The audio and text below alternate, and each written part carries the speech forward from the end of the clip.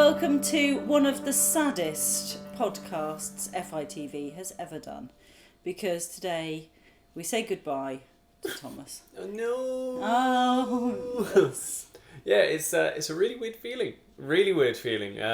Handed my notice in 4 months ago, as listeners may know if they've been listening to the podcast, and off to a new country. And sort of when you hand your notice in, at that point it almost feels like a clock turns on. Even if you knew beforehand maybe you're going to go or maybe you're not, the clock doesn't turn on until you hand in that letter. Yeah. And then all of a sudden it's a very weird feeling, like you're waiting for the end. And in the last 10 days or so, when the end has been like right there within my grasp, it's felt too soon. I'm like, I don't want to go yet. So you were supposed to go this morning. Yes, I was. Bonus day. But, as it is a Falklands tradition, the flight's delayed, so you've got a 24-hour delay. Wouldn't be the same without it, would it? What time's your pick-up tomorrow morning? I'm getting picked up at 4:15 in the morning. I'm so glad that I said, go and get the bus, Thomas. So Paula Foams does a lovely thing with every FITV employee because she cares for them so much, which she will take them to the airport every time on the end of their contract and have a heartfelt goodbye. Yeah. But evidently she cares about me a lot less, so she's making me get a bus. There's a lot of things going on tomorrow, which is the fire engine pull, actually, for the fire brigade pull the engine down. Which I can't believe they do that. Because you've not seen one of those, have you? You've not done it for a few years. No, I was here. They did one just before I got here in 2017. In 2018, there was no fire engine pull, but the hockey club did a big old 4x4 pull, and that was kids pulling a very large vehicle. I remember that. But they haven't done an actual 4x. But actually, a friend of mine, Aidan, is in our last video as a retained firefighter. But a very good friend of the show, Lee Summers, it was his first one this weekend because he's just joined the retains. Right, so he's doing it. Yeah, it'd be lovely to see him sweating. It's quite a task, actually, from a filming point of view, because you've got to get ahead of the fire engine, otherwise you're trapped until you get to Reservoir Road. But anyway, that's a thing for another time. We'll talk about that next week. I just can't believe they pull an entire fire engine, and it's a little bit uphill as well. There's a bit of an incline. There is a bit of a hill, but equally there's a bit of a downhill as well. Anyway, so let's look back at your time here. How many times have you been on HMS Clyde? Let's just start there. On board HMS Clyde twice. In terms of talking to their crew and filming it, I mean 5, 6, 7, 8 times. But the tour around the HMS Clyde was one of the very first pieces I did. Oh, was it? When I got here. Yeah, they did an open day and I did that presenter-led. And in the last couple of weeks, it's been the very end of the HMS Clyde's tour in the Falklands. And we did a lovely farewell piece a couple of weeks ago on Falklands in Focus with a wonderful ceremony that was held at the Christchurch Cathedral. And that was a really nice sort of full circle for me, being like the Clyde was one of my first pieces, and it came all the way back around to and she's leaving and I'm leaving, and it was a really nice moment. I mean, the crew on the Clyde have changed so many times, so none of them obviously know me, but for me, like the ship, I still have that kind of rapport with the ship. It's quite weird to say, but almost got down to South Georgia on board her a couple of times as well. I was so gutted for you. So there was a moment where we had an invitation to go on, and then at the last minute it fell through, which was such a shame. Well, but anyway, there was a great little story behind that, actually, that I stayed at Sea Lion Island, which we'll probably come on to a little bit later. But I met this wonderful couple out there, and they were a military couple. They were a little bit older, and as tends to be with anyone over the age of 35, 40, I sort of become an adopted child immediately. I think I've just got that air about me. I think no matter how old I am, I'm just going to be an adopted child to every couple I ever meet.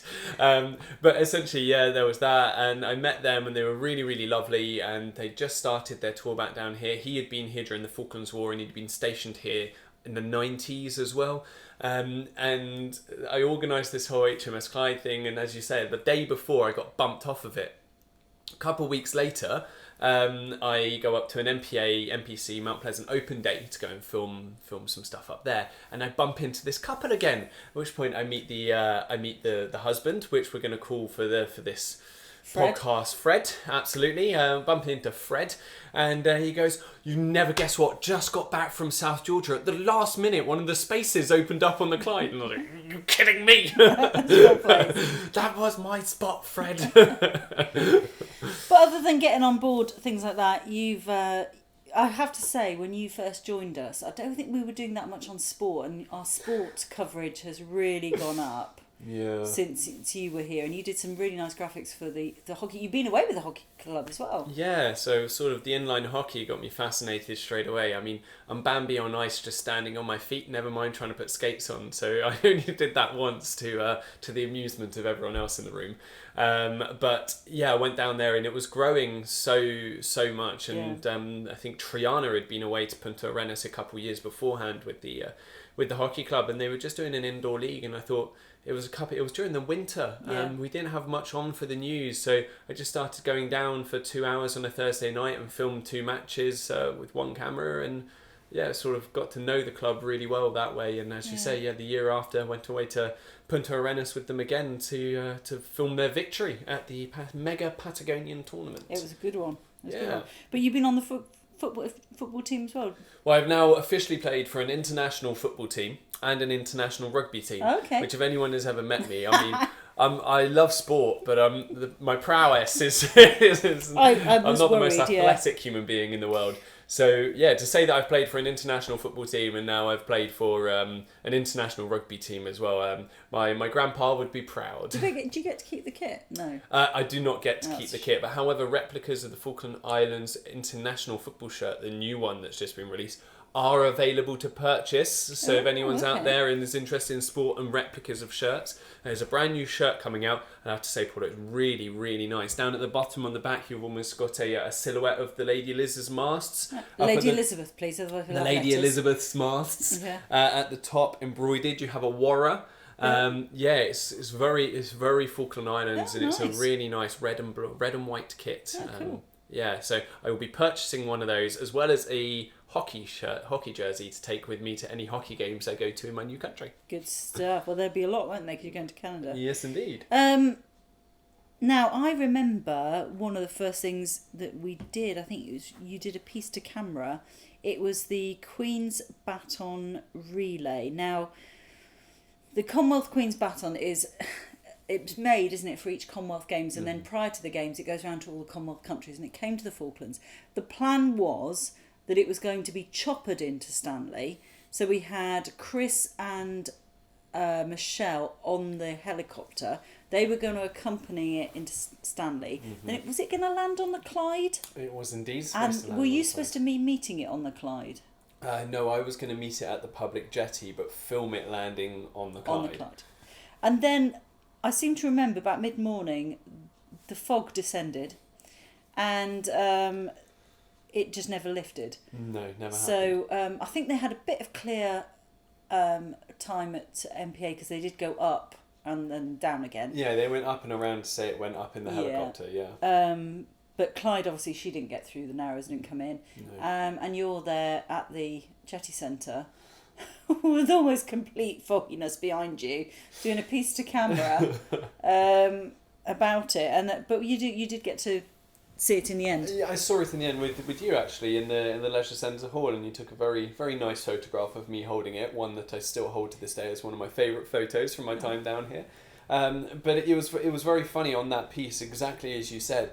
We'd split up into 2 pods, and they'd gone that way, and there was just the 3 of us. So I was sort of self-filming down in Stanley, and we had decided how we were doing it, and we were filming it. Sorry, there were 4 of us. Everyone forgets me. I was down at the Leisure Centre. Oh, were you here at the time? I was at the Leisure Centre. You were at the Jetty Centre with Dan. Oh, no, of course, because you took the photo. Yeah. And Dan had come with me. Yeah, Dan was filming you. Because I thought I was down on my own at the Jetty Centre. No, okay. You're not allowed that. If one gust of wind and that camera's going to go over. So, we were down there, and we decided we were going to film it as live. So it was sort of going to be them up at Mount Pleasant, and they were going to say, we're going to hand over to Tom now, and I was going to go, and as you can see behind me, they are landing, and that was how we were going to do it. And as the fog descended, we were just like, oh my god, what do we do? And we couldn't break the format, because that's how we'd filmed the build up to it. That's how we were doing it. So I had to do this piece to camera in the mist, just going, so we're going to head to Tom now. And it comes to me and I'm like, so they were supposed to land here. However, it's really foggy and they're not going to make it through. So they're going to fly it, because Chris had rang me and went, we're going to fly around, then land, and it's going to be 4x4 all the way into Stanley. Yeah. So my piece of camera changed from being, as you can see behind me, they are landing on board the Clyde, to me just going, so they were supposed to do this, but they're actually on their way now. They weren't, but it's the magic of television. No, it was. I remember because I was at the leisure centre waiting for ages for it to come in. Did you get to the Commonwealth Games that year? What was that? That was the Gold Coast one. No. Steve went to that one and took some shots for us. We don't tend to do a lot of the Commonwealth. We did the Commonwealth Games when it was in Glasgow, simply because a local company funded us to send 2 people over to that. Because obviously we can't, if we haven't got the funds, we can't do it. It's too expensive because it's not a 1-person job. You know, it's a 2 people at least. So we've talked about you being in Chile, but a few weeks ago you're globe-trotting again. Globe-trotting again, exploring. Not that that's the kind of company that FITV is, sending our people all over the world. But... Well, to be fair, international. Well, you got to when you're the local national television station. So, but yeah, went over to Brazil for the commencement of the second air link. So flew back down on the first flight. You've been to Brazil before? I had never been to Brazil before. No. Okay. It was warm. It wasn't as hot as I was expecting it to be. But it is coming into their summer. But we were at the very end of their dry season, actually. So the unfortunate thing, by the looks of it, with Brazil, in the height of their summer, which is Northern Hemisphere's winter, is a wet season for 3 months. And it's very monsoony. Rainforests sort of speak for themselves, don't they? Which you don't really think of until you're there. But Sao Paulo, what a city! You had no idea how big it was. I didn't realise it was the biggest city. It's the biggest city in the world, is that? Absolutely, and it's got one of the largest economies. It's the 10th richest city in the world. I mean, I won't give away too many of the facts. There's a couple on a piece we've already done, and it's on our YouTube channel, so head over and watch that, or catch Falklands in Focus this week, where Hannah has done a great piece whilst we were out there on the tourism side and how local tourist week number 457. 457, yes. Yeah, how local tourist leaders went over there to try and encourage a new market, because there are so many people in Brazil, and a lot of Brazil is very similar to China in terms of its tourism is very within its own country. Brazilians don't really tend to go far out because the country is so big, there's so much for them to see, so it's easy to travel in. But hopefully with a cheap flight from the biggest city in South America coming down to the Falkland Islands, that can increase. And we were talking to one of the landowners who said even if only one person in the next 12 months comes down to the Falklands through that flight, then it's a win for them on the tourism side of things. Yeah, good stuff. So let's keep with the travelling thing, because it doesn't happen very. You might think that FITV do spend a lot of the time travelling, but we don't, because it costs us a fortune. But last year you were one of the ones that was sent to take some shots of the local islands, weren't you? Yes, indeed. So which ones did you go to? I personally went to Carcass and West Point and Sea Lion Island. Bless you. Me! Which ones have you been to, Paula? I've been to, the first one I did was Sea Lion, and then I did Saunders and Bleaker and Weddell. I didn't do Carcass. I'm not a very good flyer, to be honest, on the Figas. In fact, I got on one time, and I was sitting in the front, and I was sort of looking in the side pocket, and Derek said, "What are you doing?" I went, "I'm looking for a sick bag." And he went, "Do you think that's going to happen?" I went, "Well, it might do, because I've only taken one of my travel pills rather than both of them, because I didn't want to be zonko." I don't travel very well, so it tends to be, which is lucky for you, because that's why you were sent. It's very fortunate indeed. Yeah, my trip to Sea Lion actually was my first experience on board the Figas. It was aircrafts. mine too. Yeah. And I made the fatal mistake of taking a flask of tea. No. The fatal error of a flask of tea in a tiny little dual propellered plane, which are not allowed off until your destination. I've never needed a wee so much in my life. And I'm sat at the back of this plane, and it's like I'd always been told, see it from Stanley to Sea Lion Islands, a 40-minute flight, and we were 20 minutes up, and I was like, oh my god, I need a wee. And I was like, that's okay, 20 minutes and we're there. And he was like, oh, so we're stopping off at Bleecker first.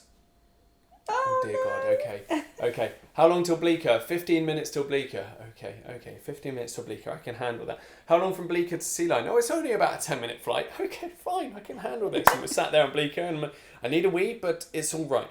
I'm okay. And then we get up, and he was like, next stop, Mount Pleasant. So we flew from Stanley, pretty much due south to Bleecker, and then we went northwest to Mount Pleasant, which was a 25-minute flight. Oh, and we waited at Mount Pleasant for ages. And this is the couple, I said my adopted mum and dad, they were getting on that flight. And we waited about 10-15 minutes for them because they were late. And I sat there going, I really, really need a wee, I really, really need a wee. I was like, can I get off at the airbase? They're like, you could have gotten off at Bleecker, but you can't get off here. And I was like, oh crap, now I really need a wee. And then we finally got up to head to Sea Line, and it was like 30 minutes to Sea Line. I was like, oh my God, no. Like digging my nails so hard into my hands, like biting my hands. I got off that plane. And Mickey is the guy who runs the lodge out at Sea Line. And he was like, hi Tom. I was like, hi Mickey, bye Mickey. And I just ran past him, ran into the lodge, and the guy was like, you must take your shoes off. I was like, I'm going to wet myself. I do not have time to undo it. And I was like, the time I've had this conversation, I probably could have taken my shoes off, and he still made me take my shoes off. And I was like, oh my God, this is so painful. That was my first fly gas experience. That sucked. Safe to say that all my other flights, there was a toilet stop before the flight and no liquids consumed. I had to have a wee behind the shed. No. Yeah, in Weddell. Was that on one of the stops? Or? No, when I was coming back, because we were waiting for the flight, and the flight took so long to get to Weddell. And I said to the guys at Weddell, I'm really sorry, I'm desperate for a wee. What can I do? And they went, you just go behind the shed. That's what I had to do. Which is all fine until you realise the wind's coming from the wrong direction. Slightly different for a lady. Yeah, so along with all the islands, obviously it's not all sort of landscapes and stuff. You obviously got to know some wildlife. Mm-hmm. Yeah, I mean... You know your difference now between your leopard seals, your fur seals, and your elephant seals. Unlike... a certain wonderful, iconic British man who on his new television show on one of the television stations in the UK. Yeah, David. Yeah. Who do you think you are? You'd have thought 60 years in the industry might teach you a thing or two. Yeah. Just heartbreaking to see that mistake. But again, we were having the conversation about it. He called an elephant seal a leopard seal, and not once would I wouldn't know, it was the other way around, sorry, called a leopard seal an elephant seal. But I would not, 2 years ago, 3 years ago, I wouldn't have been able to, I wouldn't even have picked up on that. But it was subconscious. I was watching it, he said it, in the back of my head went, wrong. Yeah. And it was a weird thing actually looking at these wildlife shows, which I've always watched growing up. But the names never sort of like imprinted in my mind in the way they have since coming down here and seeing them face to face. Because obviously, if it comes out that there's a leopard seal on the beach, you don't go anywhere near it. You don't go anywhere near it. But it was it's quite an interesting thing.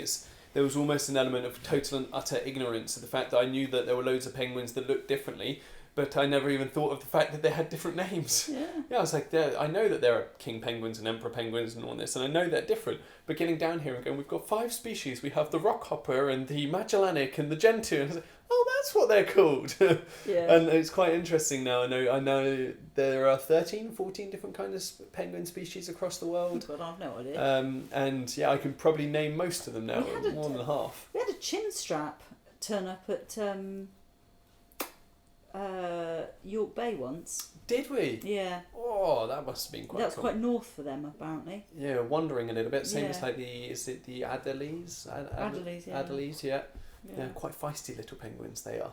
There's a great video on YouTube, actually, of loads of emperor penguin chicks being essentially stalked by this giant petrel that we have down here, which I say they look like undead They were like a Tim Burton version of an albatross. Aren't they? Yeah, no, I'm totally with you on that. Like skull-looking faces. But anyway, you've got these emperor penguin chicks, which are quite large still, but so scared of this bird. And you get an Adelaide who's like half the size of the penguin chicks, who comes up and squares up to this petrel and scares it away. And you're like, you're a feisty little one. The southern giant petrel, actually, I was driving home from work last night, and there was all these southern giant petrels all in the harbour, all sort of floating on the water, looking like they, I don't know, would they sleep on the water?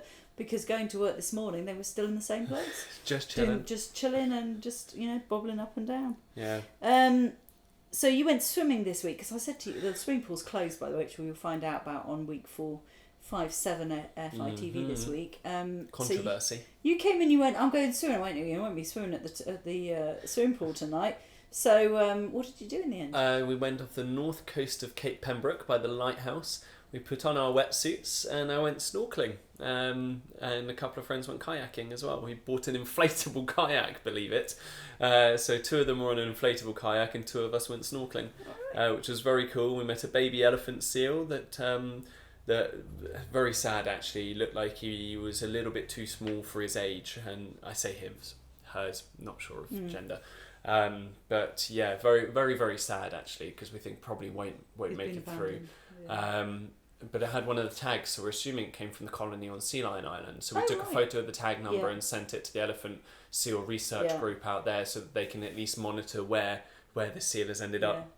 But in the water, we were with there were some sea lions, there was a pod of dolphins, and like sea lions on the beach can be relatively intimidating, but in the water they're just big puppies. They want to have a play. They're really inquisitive. They're not vicious at all. It's on the land where the bulls set out their territory, and it's you entering their territory. But I think they feel so much more comfortable in the water because they're quicker, they're faster, they're more manoeuvrable, they're more at ease. So therefore, they're a little bit more inquisitive and playful. And FITV, can I just say, listener, does not advise you to be going into the water and going, oh, look at these little puppies. Because they can give you a very nasty nip. We didn't swim up to them. They swim up to us, and at that point you can't try and splash away, because otherwise they'll think you're playing and they'll start roughhousing. So you kind of just sort of have to float around them. Like, you can't start moving aggressively because they'll think that's roughhousing and playing. A bit like essentially with a puppy, with a dog. Yeah. You have to kind of just stay very still and move in very slow motions. But it was a very cool experience. Yes, that's not something I thought I'd get actually down here. I've swum with dolphins by the Lady Elizabeth beforehand, but last night and the night before was very, very cool. Yeah. So you've done a lot of political stories, done a lot of local stories and things like that, but you've also appeared on the stage. Yeah, you do try and drag us all up there. Now don't listen, you? that was nothing to do with me, because I think you came to a rehearsal or something, and I said, and we were singing. This is how it started. We were singing something, and I said, we need a Zeus, and you went, I'll do it. And I went, yeah, but you're going to have to wear a toga. And you went, that's fine. I went, it might be very short toga. And you went, that's fine. So that's you appearing. At which point then I ended up as one of Dolly Lachey's waiters. Yes, because I needed extra first ever experience. Yes. Which was cool. These are all bits on the FITV this week number 4, 5. Oh God, yeah. They all appear, don't they? But yeah, very cool. And then ended up dressing up as Elsa. We can't resist putting a dress on here at FITV. As you saw, one of Kyle's first ever photographs with FITV was him in a dress with a handbag and an umbrella. Now, wasn't it? Yeah, well, that was his own fault. Because actually no, that was Hannah's fault. 'Cause she said, I wonder if you could wear this, Kyle. And Kyle went, yeah, okay. So that's how that started. That was nothing to do with me. I still think everything Amdram is partially to do with you. Yeah, so you were in an Elsa dress as well, because we read the news that way. Yes, I think I looked fabulous. Was that the last one you were in? Yeah, I only did the one. Yeah. I only did the one, because I didn't mind that one, because I could sort of play a back part, which was just a little bit of singing. And not singing on my own, it was singing with a group of people, so my voice is relatively hidden, which that worked well for me, whereas all the others were a little bit more acty and learn your lines, which was just slightly more out of my comfort zone. Yeah. And I got aided by the fact that within 12 months after that, Katie arrived in the islands, and she was so keen to do all of it that I was like, that means there's someone's doing it. So how long have you been here then in total, do you think? 2 years and 8 months. 2 years and 8 months. And I think, I was trying to think how long Liz had been with us.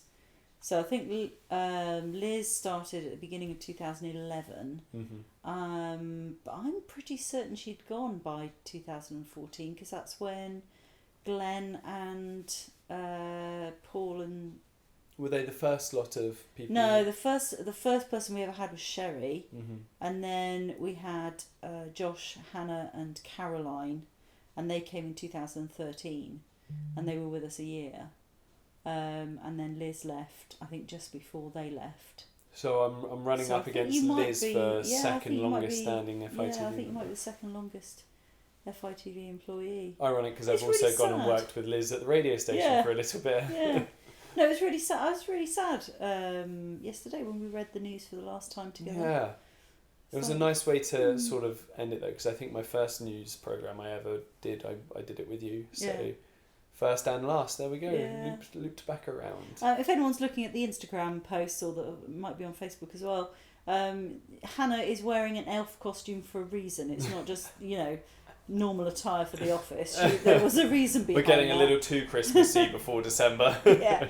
Well, our new guy who's coming next week, and I can now reveal his name is Oliver, he's coming next week, and he's going to land on the Thursday afternoon, and he's got to go on his first day at work on Friday, after we've done the podcast, is going to be rehearsing for that evening for the Christmas Challenge concert, because you're not going to be here.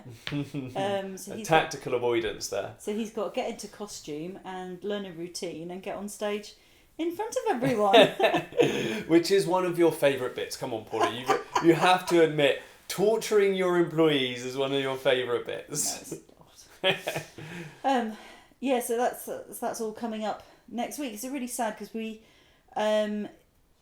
try each time to be able to do a handover, and that never ever comes to anything. So unsuccessfully every time, unfortunately. It is such a shame. But so when are you off to Canada? So you go back to Bryce? So I'm back off on the flight tomorrow morning. Yeah. I'll land in Bryce very early in the morning on Sunday. Yeah. And then I'm off to Wales to see some family for a few days.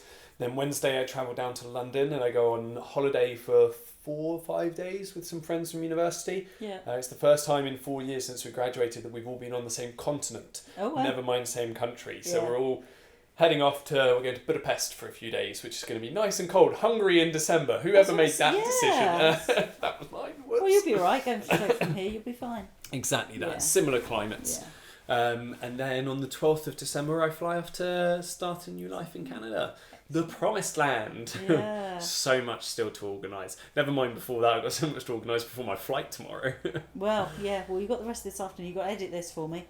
And then That's a nice little way of Paula saying I'm doing it. edit this, and then you can... Am I technically not employed anymore because my flight was supposed to be this morning? No, you're still employed with us. Anyway, let's just have a look how long we've been yakkering for. Yes. Okay, I'm going to throw the question at you, and then I'm gonna reply to that question in terms of my sense, whilst you think of your answer. Okay. What has been, in your opinion, just one of whether it's work or socially, what has been one of your highlights of having me, wonderful old Tom, at FITV over the last 3 years? And for me, one of my highlights most definitely was I'm an avid football fan, and being able to have the opportunity to film the Falkland Islands football game against a representative 11 sent down by the Football Association in England is as close as I've ever come to filming an actual professional football match. And the manager for that was the England C team manager and former Liverpool youth player Paul Fairclough, and chatting to him as well as the representatives from the FA who came down and just meeting them and sort of being involved in that style. I mean, they came down with official England trackies on and like training kits, filming one of their sessions, seeing how it's done. It was, for me, it was very much fangirling moment. It was a great moment. It has to be up there with one of my favourite moments in the Falklands. Yeah. I think reading the news with you, because I edit the programme, and when you're reading the news, you bring such a joy to it. It's really interesting to edit you. You do the Radio 3 tut, I've noticed. I got that from Chris. Yeah. So you do the Radio 3 tut. So that's really great to edit you because I know when to click it. But yeah, and your outtakes are just, because it's just jolly good fun when you read the news, and so your outtakes are fabulous. You'll see some outtakes on week 4, 5, 7 of Thomas, in the middle and at the end actually, because there's just far too many of them. I have cut them down a bit. The rest will be shown at Christmas. And you straighten your tie. Oh my dig! How long? How many times you straighten your blinking tie in a session? Well, it's when I realised that tie clips are supposed to not just tie the two pieces of tie together, but clip your tie to your shirt. That all of a sudden the straightening of the tie reduced quite a lot. But until then, it was always look down. No, that's wonky. Because I did one show where the tie was really wonky and I hated it. So I got so obsessed with my tie being straight. That's what it was. But I also sort of hold myself in a bit of a leaning position, so the tie. You do a Dan Walker. Yes. I do love Dan Walker. But you've got quite a long body as well. Which is an issue, because if I sit up straight, I just look extremely lanky and uncomfortable. And go off the frame at the top. It's a bit like when you watch BBC Breakfast and Dan and Naga are together, and Dan is just so much taller. It's like, this is a much wider shot than they normally use. Yeah. Oh. Anyway, that brings us to the end. We're gonna go back to the office and edit this all and stick it up on YouTube and SoundCloud, so you'll be able to listen to this. Well, of course you've listened to it already, so you know exactly where it is. Well, join us next week. We should have Oliver with us, unless he's delayed 24 hours, of course. Which is a ritual. Which happens. Kyle is due back this afternoon, actually. Yes, indeed. So Kyle will be back with us on next week's podcast, and we'll see you then. For the last time? Well, for the last time, this has been Thomas Stockton for Meanwhile in the Falklands and FITV.